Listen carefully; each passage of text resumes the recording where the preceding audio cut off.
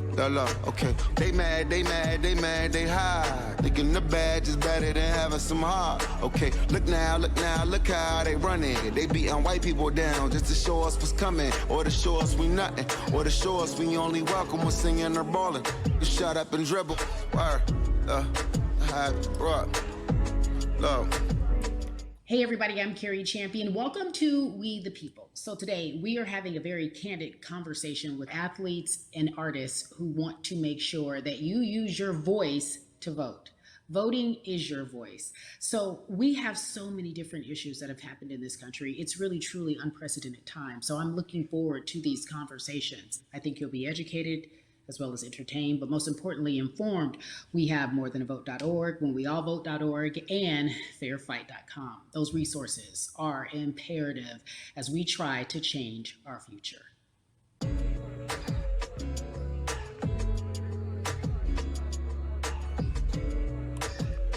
Yeah, la.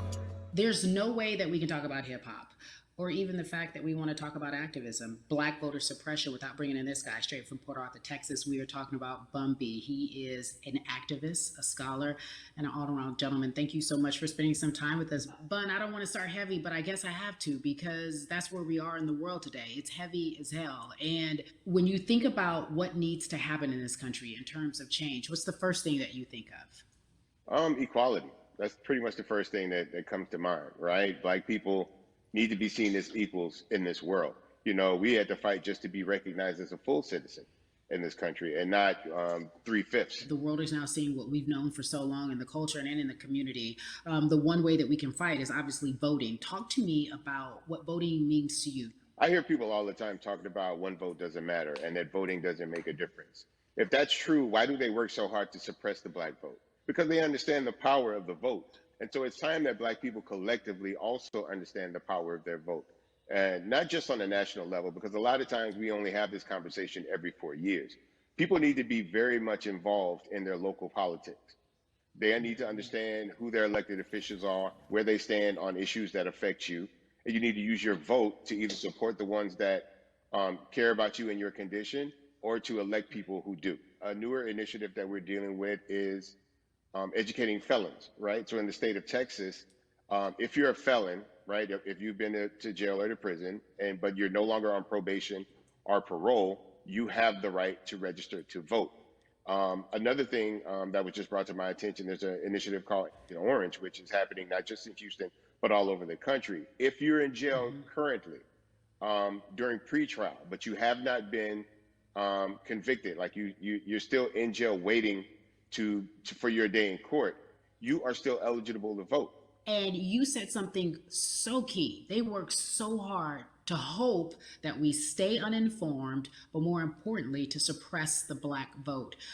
If you could do one thing with this message that we're trying to send today about how important voting is, what type of images would you like our people to understand and see when they go to these polls and vote or when they cast their ballots? I think the images that we've all seen, you know what I'm saying, for decades in this country, if not centuries in this country, we've seen Black people oppressed, we've seen Black people attacked. So every time you look back and you see those old black and white images of people of color being attacked by dogs and people of color being sprayed with hoses, that's what they were fighting for. Back then, they were just fighting for a chance to vote. People like Martin Luther King Jr., people like Malcolm X, these people died to help us be in a position to have the power that we have now, which is to be able to cast a vote and make a decision about the people that have controls over our lives. So, I mean, if you in your own community need a reason to vote, look at a person like George Floyd. If the people in your city are not open to police reform, are not open to having the conversation about defunding the police, are not open to issues concerning economic equality, judicial equality, and racial equality, right? If they're scared to say Black Lives Matter, you have the power to put people in those positions who do believe that Black Lives Matter, who do believe in racial equality, economic equality, judicial equality, right? Who see us as human beings. And if the people in your community don't feel that way, vote them out. It's that simple.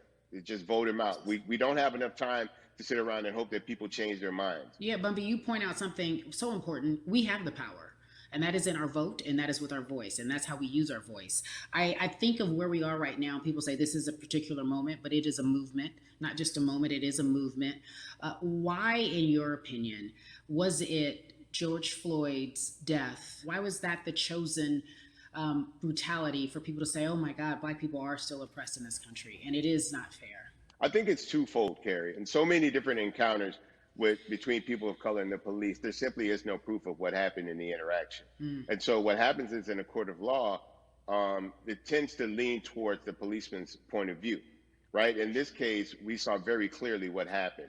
I think the other thing is due to the fact that everyone was at home, basically, during this time period in relation to the coronavirus, you couldn't avoid it, right? It was on every television station. It was on every social media platform. Everywhere you turn, you were constantly hit upside the head with this message. You see in the interaction that this man did nothing to deserve what happened. That's right. I think so well said, because if you think about it, in the grand scheme of things, it wasn't worth it, and he didn't have to lose his life. I think that you touched on something that a lot of people talk about, and that is now defunding the police. That has been such a huge conversation, but there's so many misconceptions around defunding and dismantling. If you will, educate the audience. All right. So most people, when they hear the term defund the police, they tend to think of, oh, they're going to take away our police department. Nothing could be further from the point. Defunding the police means that in certain communities, even Houston, take for example, we had over $1 billion allocated to our police force.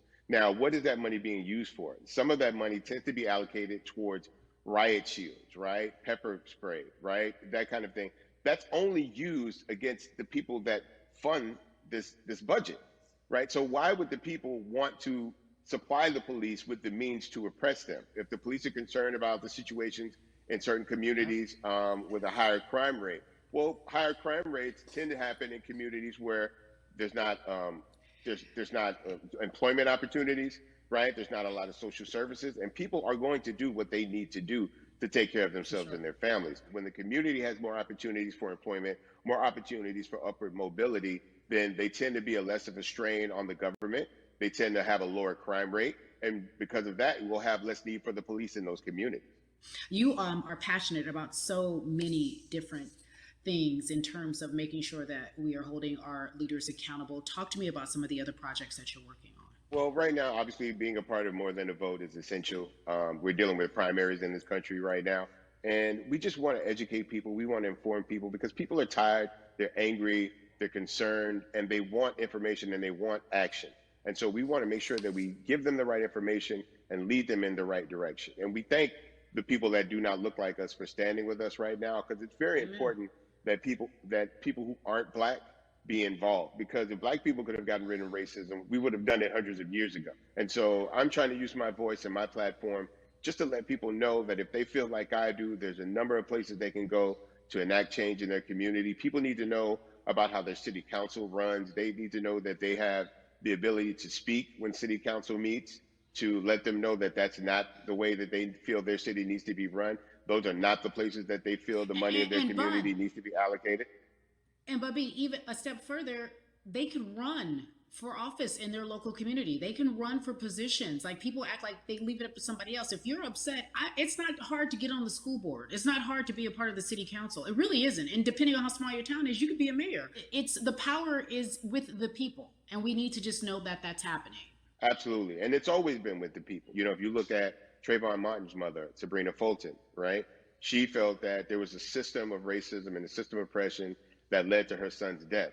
And so what did she do? She ran for city council and she was elected city council. Our own former president, 44, Barack Obama, right? Started in the community as an activist, ran for an elected position, became senator, ran for another elected position and became president of the United States. So don't think that you can't make a difference. You know what I'm saying? You don't need a lot of money. You don't need a lot of power. Your voice is enough to make a difference.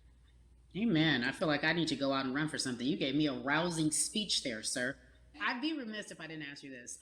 When I talk to my brothers, I have to ask you, as a Black man, how are you doing? Are you okay? I'm good. I'm good. I have a very strong relationship with God, so prayer definitely works for me. I have children and grandchildren who are watching me, who are encouraged by what I do, and they're proud of me right now, you know, and that's really what matters, you know. The change starts at home, so as long as you have a support system that believes in what you're doing and supports you in what you're doing, you have everything you need to go out there and fight the good fight. And for those that don't, there's a community of people here to help you. So you can go to places like morethanavote.org. There are many different places that will encourage you, inform you, and they will put you with groups of people that feel like you, that are ready to take action. So no one has to go about this alone if they want to do it. Yeah, yeah, we're stronger together. People have been saying it, but that has much more meaning now that we are in our movement, not just this moment. Bumby, it has been an education, always a pleasure. Thank you so much. I appreciate you. Keep fighting the good fight. Keep up the good fight.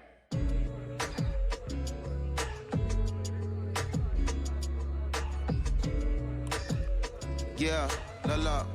So our next guest, I have to admit, I'm a fan, but there are so many different people that we could talk to, and I thought it was so imperative that we speak with her. You know her as Molly on the huge, successful show Insecure, HBO's Insecure. She also has a comedy special highlighting her Nigerian roots, and she's an amazing podcaster. Let's welcome in Yvonne Orji, everyone. You have such a beautiful way of making things funny, giving us our medicine with some candy, right? The humor and the healing. You bring all of that to your space. And right now, as you look across this country and how everyone is so broken and so upset, if it's not social injustice, it's the pandemic, it's depression, it's unemployment, the list goes on and on. How are you doing, quite frankly?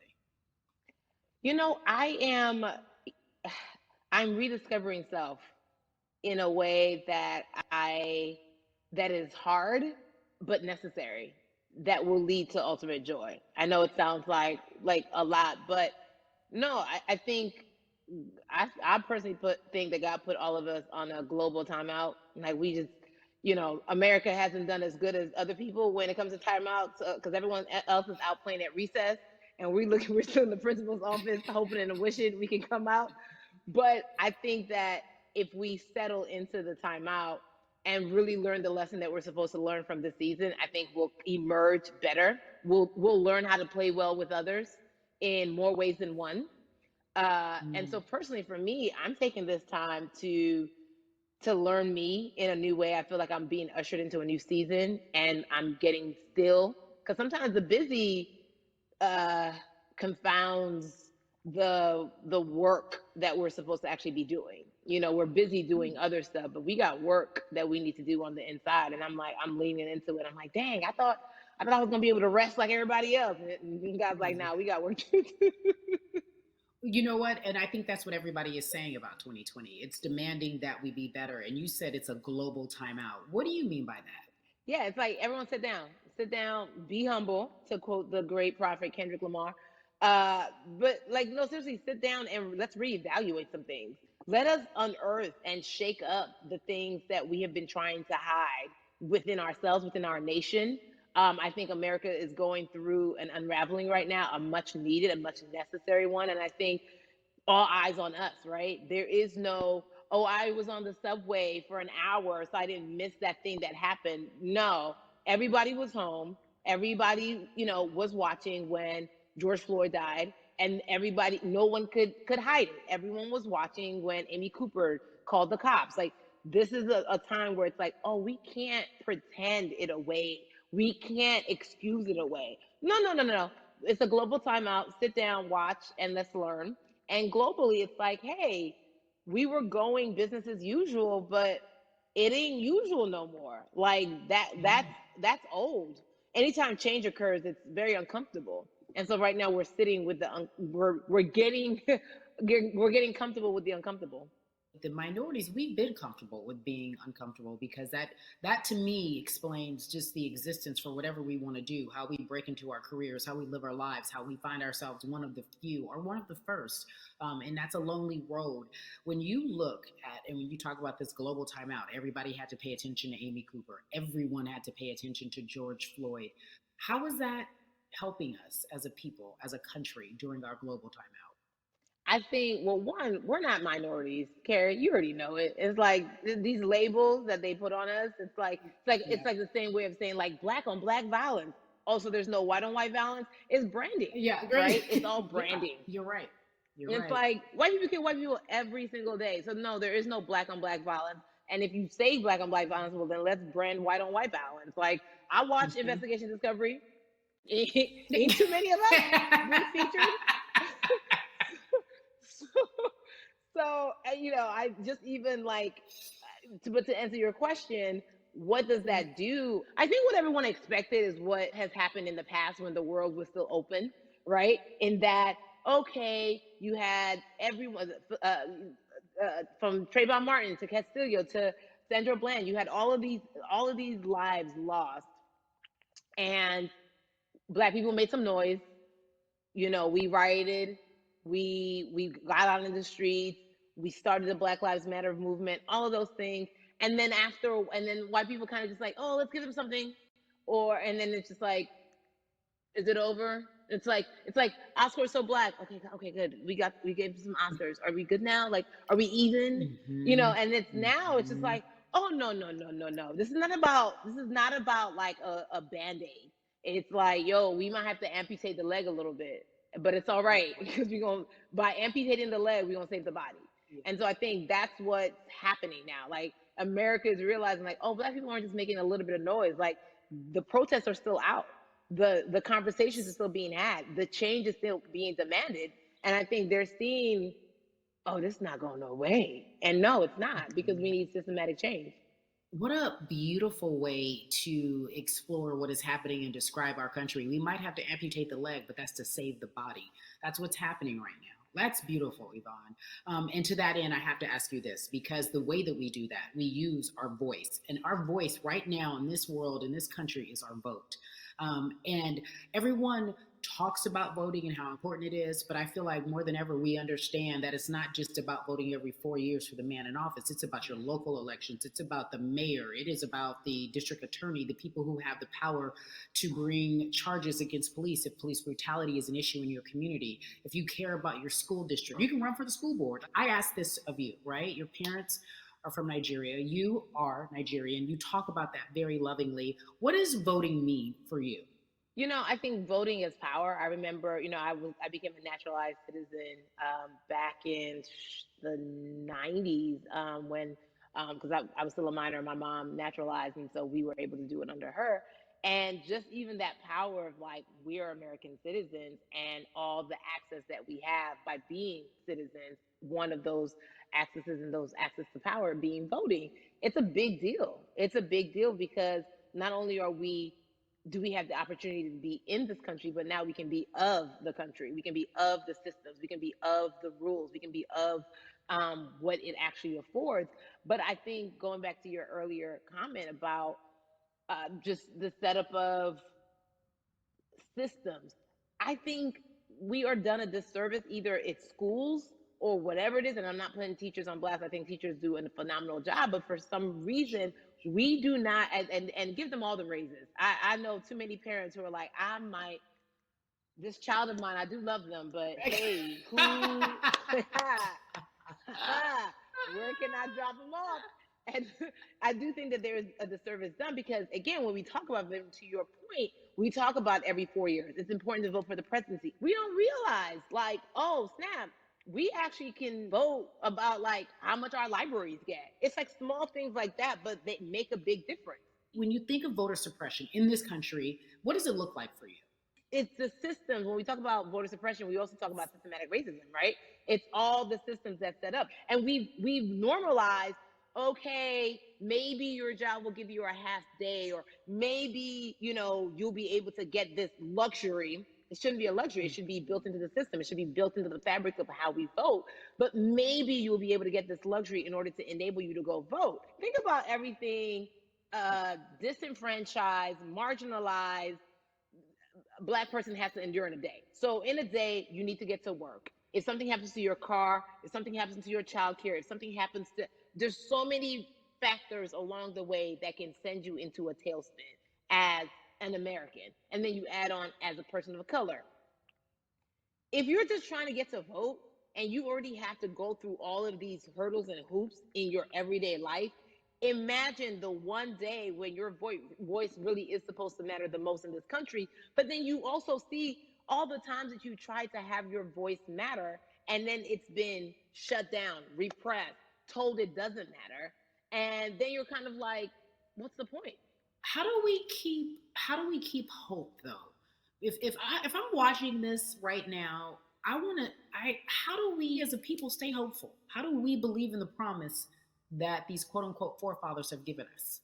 Because have you met black people? By default, like hope is infused in our DNA. Like you know what I'm saying? Like by like if we haven't been broken now through, be it through You're right. slavery, through Give it to give capitalism, it to me. through Give it to me. colonization, through Yeah, segregation, you're right. through Mm, I mean, mm, listen, mm, mm, black mm, the history of black people in this country is at one point we were 3/5 people. mhm. That's it. At one point, That was a written law. And look at us now. We are whole. We are black girl yeah. magic. We are black boy joy. We are, you know what I'm saying? Mhm. What I think about in terms of giving us hope, right? We're making a lot of people nervous right now, Carrie. We're Of making a course. lot of people Ben. nervous right now because they're like, dang, we put all these obstacles in their way, and these jokers are resilient. But that should give us hope. That should give us hope that like we can't stop, won't stop. I mean, I went to the school of Diddy. You know what I'm saying? Hashtag, Harlem shaking it right now. Can't stop, won't stop. And I think that's our motto. We can't stop voting and we won't stop voting. We can't stop marching and we won't stop marching. We can't stop thriving and we won't stop thriving. To that end, because you led me directly there, I've been asking everyone who's appeared on this platform, what does activism look like? And I feel like back in the day, we had an idea. Yes, it is marching. Yes, it Yeah. is protesting. Yes, it is speaking out against things that we feel are not right or unjust. But talk to me about what activism looks like for Yvonne Orji. Listen, activism, I think the beauty of activism is that it has many faces, right? You're going to have the people on the front lines. Like, you know what? Martin Luther King marched, but there were a lot of women who were in the homes like, hey, BT Dubs, when they come back, this is how we support all the people who are marching on the front lines. And we're going to be here doing what we know to do best here. And you know what? Somebody needs to bail them out of jail so now we need to be in the community, getting money or whatever it is. So it's like everybody has a position to play. And so play your position like a shortstop, bruh. So whoever you are and whatever you do, play your position. So activism could look like, you know what? I'm not the one that's built to be on the front line, but you know what? My pockets go deep, so I'm gonna support the people on the front line. I'm a comedian. Black joy is a form of activism. There's always a call for entertainers or celebrities that have the platform to do something. Why aren't you speaking out? I'm not a believer in thinking that it's mandatory. Like you said, everyone can be an activist and be activated in different ways. But talk to me about the connection. Talk to me about the marginalization in your world and how you feel like it even inspires you to say more and use your platform to do more. Beneath the surface of what we do, like Niecy Nash says, it's the who, right? The who is the person who's going to be like, hey, let me call this out. Either blind racism in terms overt racism in terms of ways that we can be better, in terms of ways that we can actually be more uplifting to the community that you may not even realize that you're serving. Before I let you go, talk to me about the urgency, in your opinion, for people to vote, our people to get out and vote this coming election. Yeah, I mean, guys, guys, guys, if you think you're tired now, I'm telling you right now, we cannot take this sitting down. We can't take this jokingly. I understand that it may be hard to figure out who to vote for, but at the end of the day, we got to vote for our families. We got to vote for our legacies. We got to vote for continued progress. We have to vote for upward mobility. We have to vote for equality in a way that is long lasting. And if we succeeded before, we can do it again. You talk about the hope. This is the time.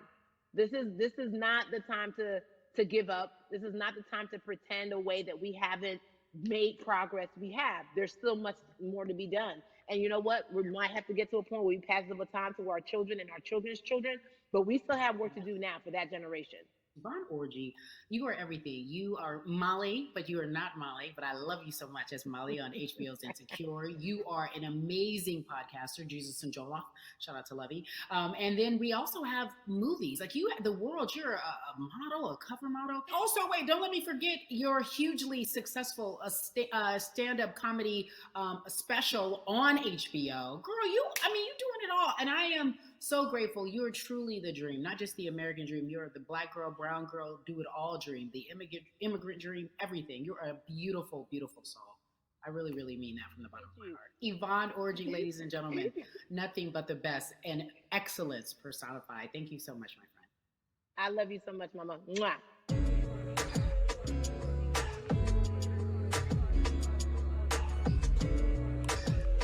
Yeah, la la. So Atlanta has been one of the hotbeds in terms of political unrest and social injustice. We've seen so much happen in that city, and we've also seen so much come from that city, including one of our very own founding fathers of the civil rights movement, and that's Martin Luther King Jr. But right now, we want to welcome in someone who has used his platform to talk about voting, to talk about racial injustice, and how he's trying to help. Atlanta's very own Russ joins us now on We the People.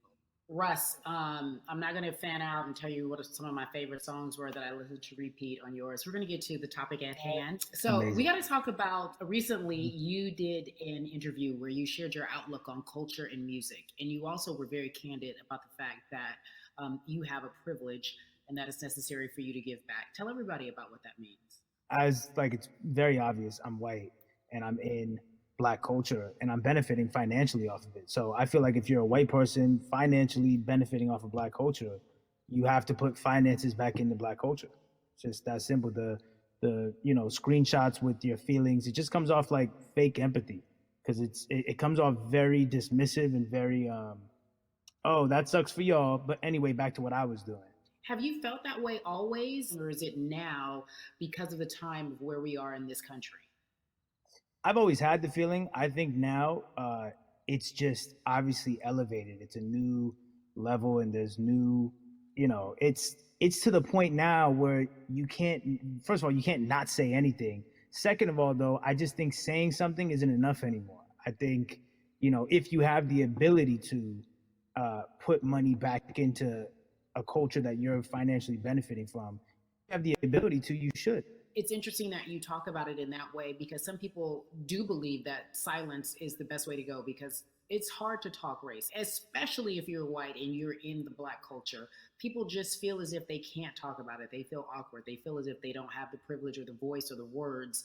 How do you find yourself right now in terms of interacting with people when they want to talk to you about social injustice, police brutality? What's going on in this country right now? Well, first of all, picking and choosing whether you want to be silent or not about race, that's a privilege in and of itself. But no, I try to just do my best to listen to the Black people around me and the educated Black people I have in my life. So I do my best to not act like I have all the answers for everything, especially in a culture that I'm not from.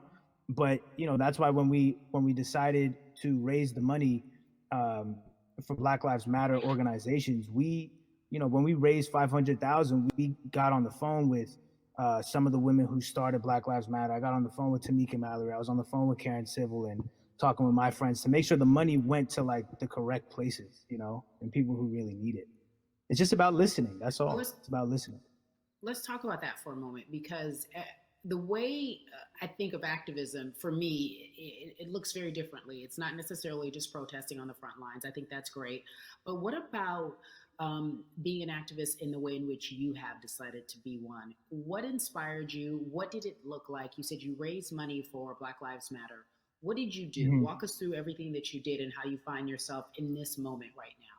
So for me, it was 3 years ago, I had a string of festivals. And I decided that I was going to wear T-shirts with a message on them because I figured what better time to use a platform than in front of, a bunch of people. So one of the T-shirts I wore was, if you want to change the system, speak up, white silence is pro-racism, the whole thing. And it didn't really it kind of got swept under the rug back then. But, when all this stuff started happening again, and it's been happening, the police brutality against innocent Black people. I was like, man, I'm not the biggest artist in the world, and I certainly don't have the most white fans in the world, but I got a good amount of people that I can definitely mobilize and turn into some money. And I know they're down for the cause because it's merch, it's a good thing. And I've always been outspoken anyway, you know? And so how am I going to be in Black culture and not be outspoken about racism? And then I got to ask you this, because you grew up in Atlanta, so that gives you a heads up, depending for so many people, because you're in the crux of that beautiful Black city where there are so many wonderful Black leaders, home of so much great music and things that speak to our culture right now. And we are really, really getting our word out, especially with this platform today, and saying that we must use our voice to vote. Talk to me about what the importance of voting for you in this upcoming election. Yeah, so I, full transparency, I had never voted before, ever. And because, I was one of those people who was like, my vote doesn't matter. And, and I don't know, maybe it's because I was younger, maybe it's because I really thought that, or I don't know, but I just think that it's got to, now this is a bit of a privilege to say it's got to a breaking point for me, because obviously it's been past the breaking point for Black people. But I think that as a whole, the young people need to get out and vote, because we're the ones.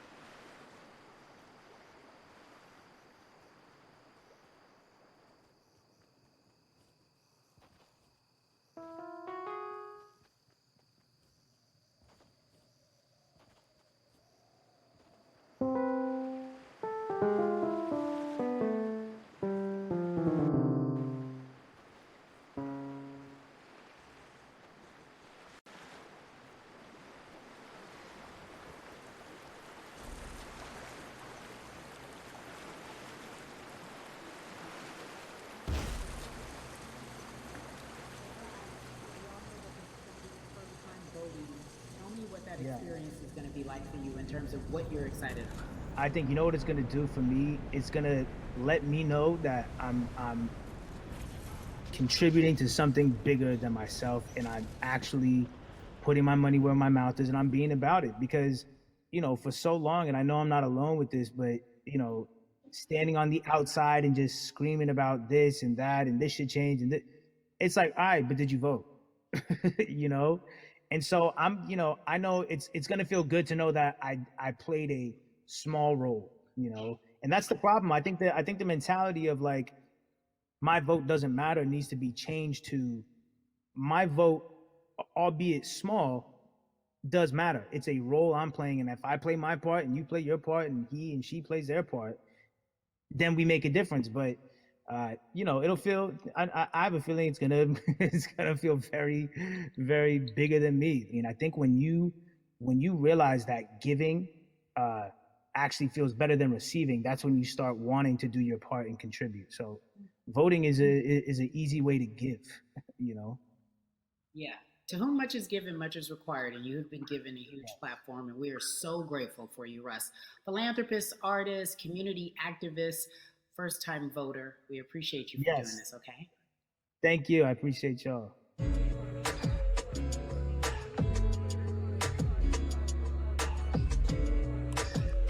Yeah, la la.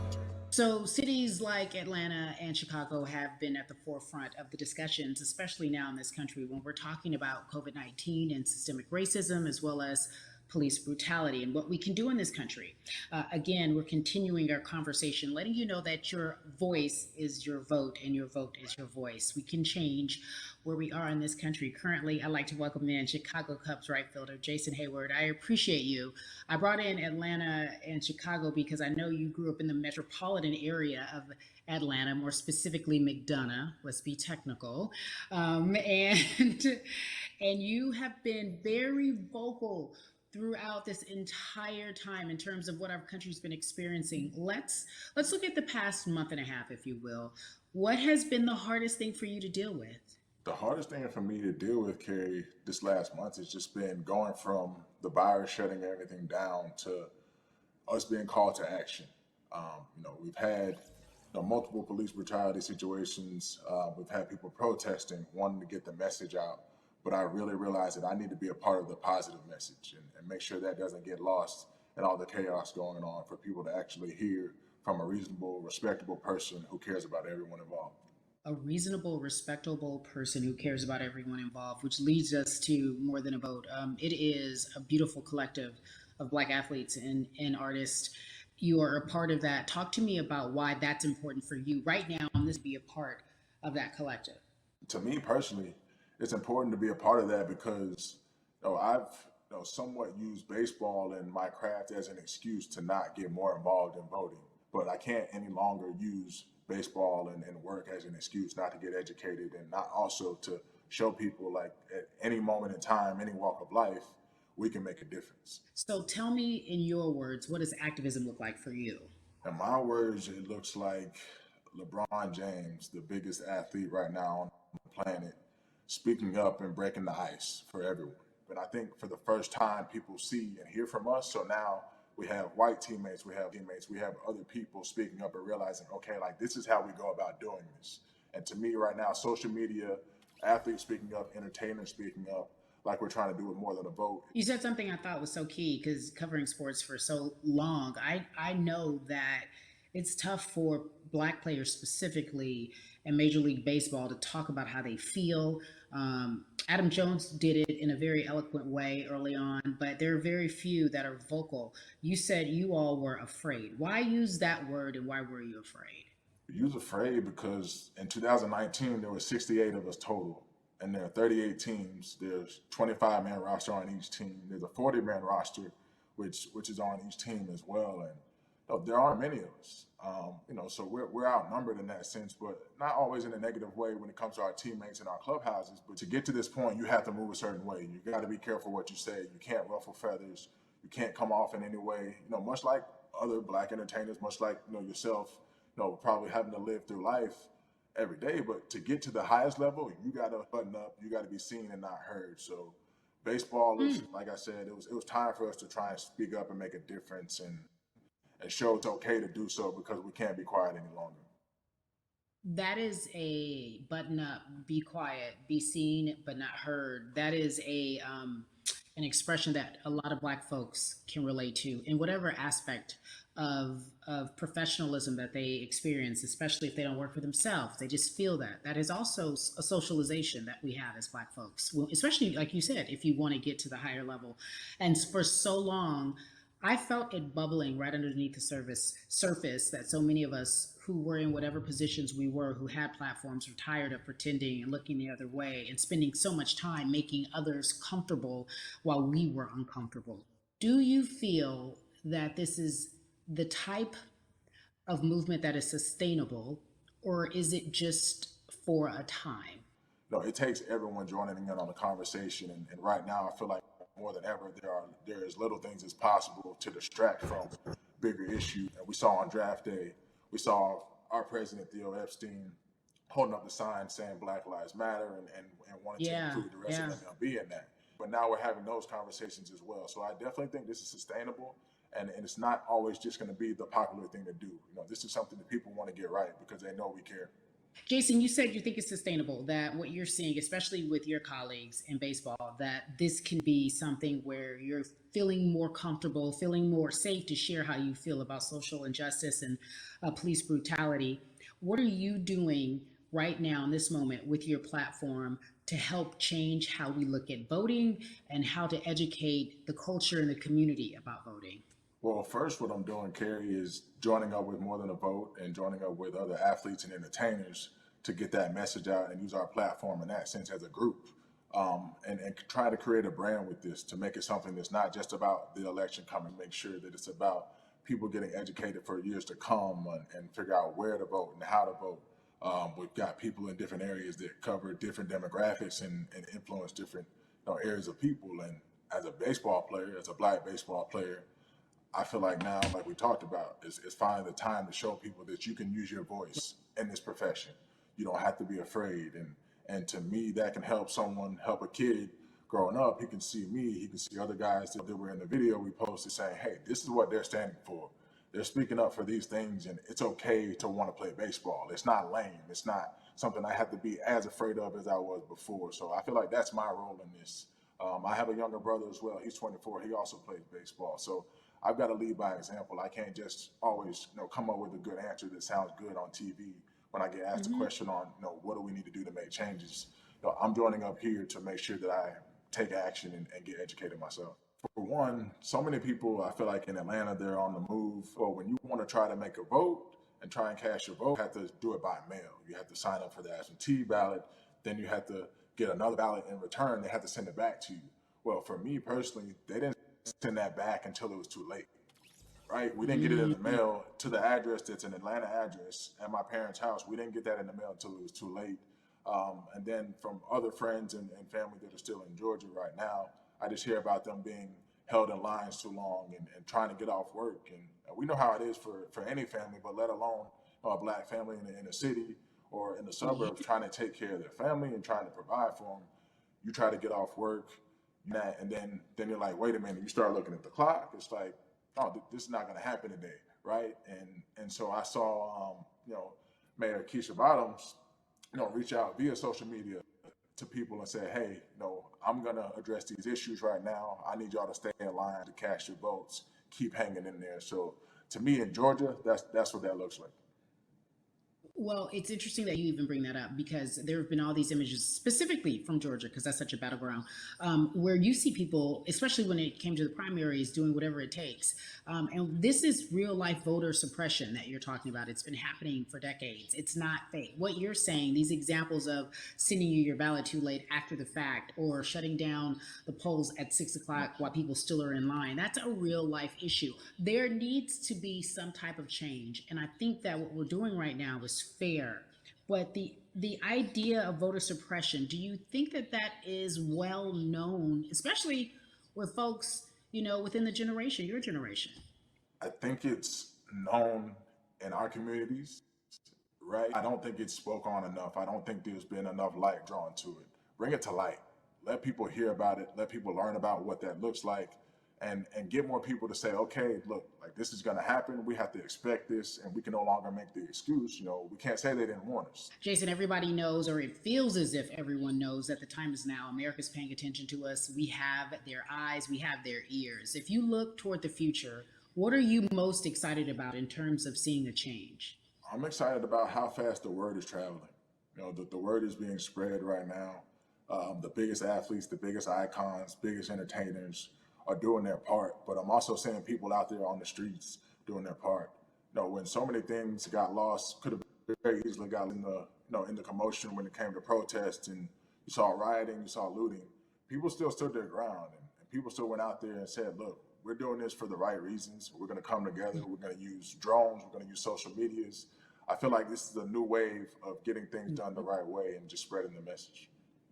You're right about that. And you're right. People are spreading the word unapologetically. We out here. We doubling down. Thank you so much. I appreciate you. Right.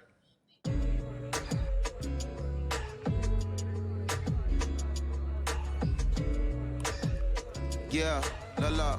Hey, everybody. I am so excited to welcome a friend, a brother, family member, if you will, former colleague, NBA great, sports analyst, philanthropist. He does it all. And he's here to give us his time and his platform to talk about something that is so important. That is voting. Everybody, welcome Jalen Rose to We the People.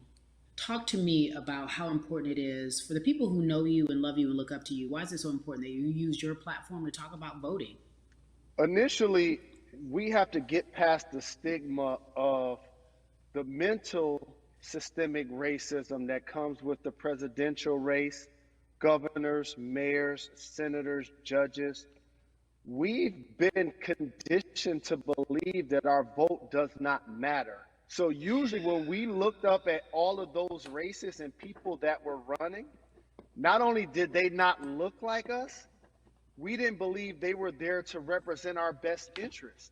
So therefore, as a collective, we didn't mobilize until Barack Obama, and we felt a sense of hope that finally our country is going to do something that we felt would never happen in our lifetime. And I remember being at the inauguration in 2008. I made sure I was there. And we voted. In 2016, we didn't vote, Carrie. We didn't vote. And so many people try to make this political. This is not political. Me telling somebody to vote is like telling somebody to pay taxes. So that's one, getting over the stigma of nobody is going to represent our best interest. And then number two, the reality is that the person that gets the most votes doesn't necessarily win the presidency. That's uncomfortable right there, because that's actually what took place in 2016. The Electoral College chose the president. And if you put all of their pictures up, I'm pretty sure they look a lot more like each other than they look like you and I. How about that?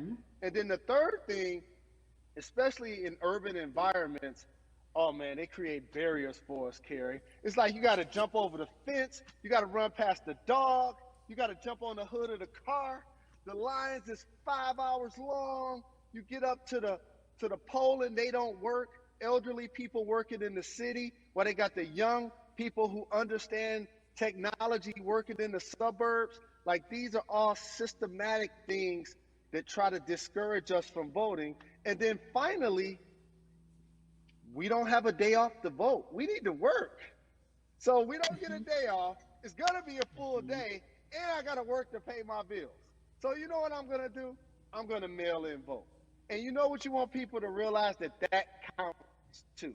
So your vote will be counted if you're able to mail it in. So those are a few things that I hope that we can do and mobilize. And shout to LeBron and his team. Shout to you and everybody involved. We will make a difference. Well, let's talk about more than a vote. There is a Black collective of athletes, of artists coming together and saying voter suppression is a real deal, especially in the Black community. When you just talked about, I got to work, so I can't go vote. And then when we do get in the booth, just in case we don't have to work, do we know who we're voting for? Not only do we have to vote, we got to be educated. And it's not always even about the man who's in office or the woman who's in office for president. It's about your local elections. It's about the people who are your DAs, your state DAs, like the people who actually make change in your community, who will change police brutality, who will make sure that your community is taken care of, who will defund police and hope that they can help you in stopping police brutality.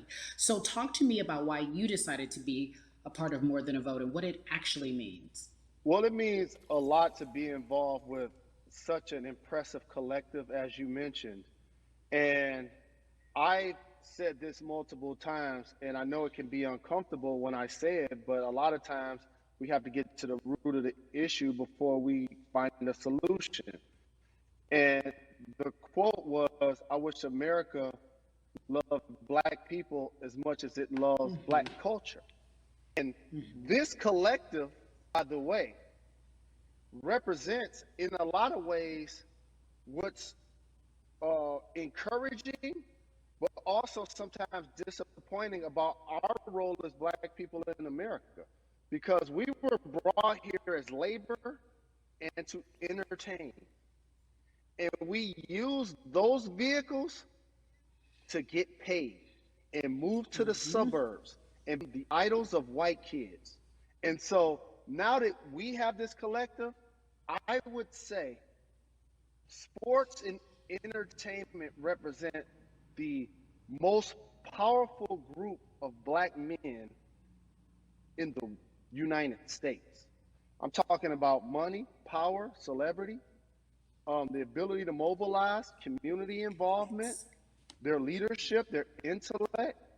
And so to have all of us pull it in the same direction at the same time for anything that we're passionate about is going to be a difference maker, but it's definitely going to be a difference maker in the 2020 vote, because we're going to make sure we inform everybody that they can let their voice be heard, and failure is not an option. Jalen, what does voter suppression look like to you? A perfect example took place recently, Carrie, in Kentucky. It was 6 p.m. at night, and so many people were standing in line enthusiastic to vote. And you know what they did? Locked the doors. And you know what the people did? They continued to bang on the doors, continued to bang on the windows. They continued to let it be known they were not going to leave the premises until they got a chance to vote. And you know what ended up happening? They opened those doors and allowed those people to vote. So do not be discouraged. These barriers show you that it matters, and we're here to help you break through them. The same thing with our platforms and voices, Carrie, because you know what's going to happen. At some point, Breonna Taylor is not going to be trending anymore. People are not going to be protesting anymore. But it's still up to us to keep making sure that our voices get heard, and this is one way to do so. Right, and that is a form of being activated, being an activist. It doesn't have to be protesting. It doesn't have to look like what you think traditionally activism looks like. It's voting. It's that simple. We now have to understand, like, this is a critical mass moment for this movement to continue to hold up as much steam for as long as possible. And that's what this collection is going to hopefully allow for that situation to happen. Jalen, in today's age of technology, it should be easier to vote. No doubt. It's like we call these devices smartphones, but yet I can't vote from it. All of the things that we do in our lives are in our phone. All of these barriers are things that people will need to overcome in order to create a level of enthusiasm to vote. And again, this is not political. It's your right to do so. And there's so many times where you feel like somebody may have gotten done unjustly in your community. Pay attention to who the judges are, who's running for Senate, mayor, governor. Pay attention who's running for president. And let's make sure in 2020 we make a difference. Why is more than a vote so important and invaluable in our community right now? Well, because right now, I think we have an opportunity to let our voices be heard louder than ever. Anytime you see the mobilization of white kids holding Black Lives Matter signs, that means there's a breakthrough. Now, what happens with that breakthrough is the next step. You're going to look down in your email, Carrie, you're going to see all of these companies telling you how they're going to work on their diversity, and how they're looking themselves in the mirror. They need to make change, just like in sports, right? You look on the field and on the court, all those black players. Further you get up, it's like altitude or a ladder. It gets thinner and thinner. And so a lot of people talk about the system being broken. I hate to remind people that it's not broken. It was built this way. And one of our ways to help change the system is to vote. So that's why more than a vote is so very important, so we can make sure everybody participates and gives themselves an opportunity to let their voice be heard. I think it's interesting because you talked about Black men being very powerful in the U.S. if they're athletes and entertainers, because for so long those have been the only avenues traditionally to create wealth. The NBA season comes back. What are your feelings on the season coming back? In the midst of everything that is happening? I think you'll see players challenging the establishment more. You're going to see them saying, okay, if you have all of these marketing and promotional deals, how many of them are with minorities? How many people are you employing, NBA, What about certain teams? Who do you have as a minority owner? Or what about the candidates that you have for positions of power? NBA players have proven as blacks that they are now movers and shakers in the game. They're now the dog, not the tail. So if they decide not to play, some of the biggest social changes and conversations have taken place in sports that weren't during the game. Colin Kaepernick was before the game. The Ali Summit was a press conference. So they could mobilize if they chose to. But when and if you do play, challenge the league. Black Lives Matter on the jerseys. Continue to make sure that every time people are watching the game, they're also seeing the movement happen. Jalen, I appreciate you because you are always entertaining and informative at once.